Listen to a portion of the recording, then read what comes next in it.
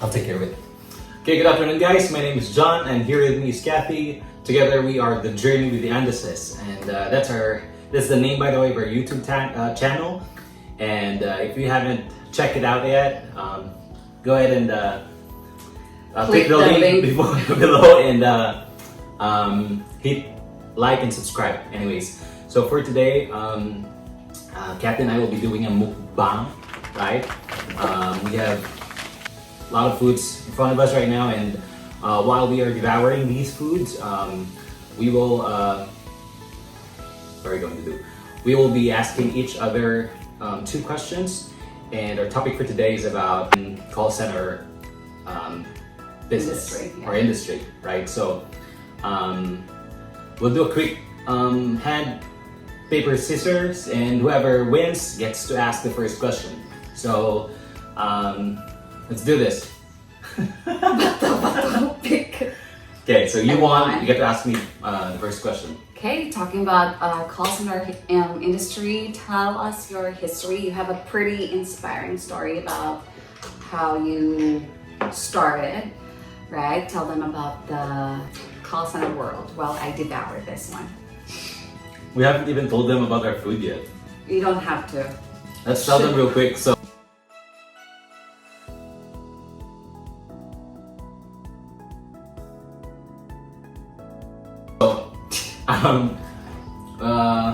we have some chicken and mojos. We got some pizza.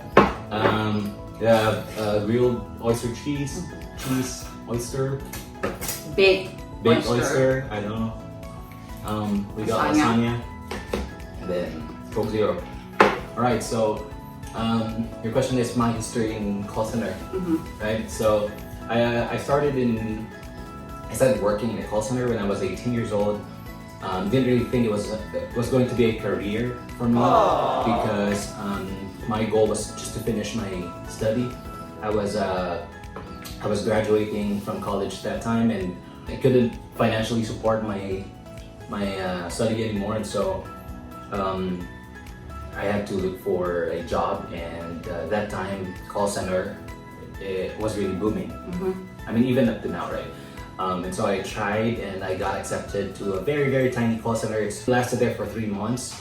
It turned out the project that I was in was super difficult, and so I had to resign because I'm not meeting the quotas, I'm not meeting the deliverables and all that stuff. So finally saw one call center again hiring, and so I tried applying. The thing is, my first attempt, I did not pass. I got rejected. Right? It was so devastating because, like I told you, I really needed the money to support my studies, and to hear right there and then that you're not qualified because you need to improve your communication skills, your English skills, and all that stuff. It's just so frustrating. And so, but the guy who interviewed me told me that I can go back after a month, and so I did. After a month, I reapplied, and fortunately, I got the job. Right, so I started as a part-time employee, part-time agent for 6 months, and then that's while I'm still studying, and I finally graduated. I decided to like the job, and so I stayed until I got regularized, and then after a year, I got promoted to a quality assurance specialist.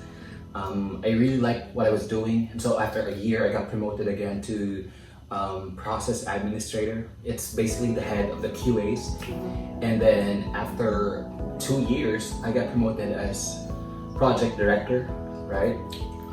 And then after another year, I got promoted as assistant regional site director. And after 4 years, I got promoted as finally the regional site director. So that's the history. Pretty rich. I talked a lot. Anyway, so yeah, it's my time. So yeah, so you're working in the same company that I'm in right now, right? And being in the call center for a very long time. Like, what if there are if there are aspirants out there, or newly graduate students, or anyone who's planning to work in a call center, what are your advice for them? Wow, good question. Every time I try to refer someone and they basically didn't make the cut, with the standards that we're looking for.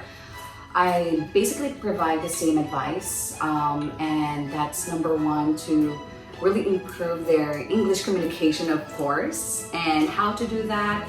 Well, personally, I try to read books, English books, out loud, because that way you get yourself, or you can observe how you pronounce the words, how do you pause, how do you put a period, you know, how to express yourself in English.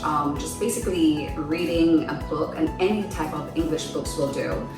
But majority of the time, I think for us Filipinos, speaking English is not a problem, right? But it's sounding like, you know, an American is what's really the problem. Sometimes, yeah, you can speak the language, but you might have a very regional accent. Yeah. And it's a big deal. For those who are not familiar with what we do in call center, it's a big deal to sound like an American, because if you don't, like, there are customers. People will discriminate. Yeah, there are customers. Where are you from? Okay. So, yeah. So speaking of that, how are you going to improve your accent? I'm not saying that I'm perfect or that I sound American, right? But at least, you know, it's not really super original. And I have nothing against with people that's original, because that's just how we are. But if you want to go into this industry, one major factor is to improve your listening skills. Like, number one, you should be able to understand them when they speak, right? So watch a lot of movies. If you're not into movies, watch series, right? So instead of, you know, and I know what's up right now and what's really booming right now are the Korean series, right? But you wouldn't be able to improve your language by just merely reading the scripts, but it's really reading yourself and at the same time hearing how they talk and try to mimic them. Okay, so that's reading, listening, and then mimicking. Those are some of the basic things. Yeah, so I would say those three things.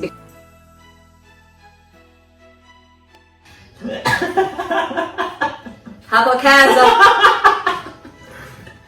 Okay. Your turn. It's your turn to ask. Yeah. When you were an agent, tell us the most interesting encounter you have with a customer.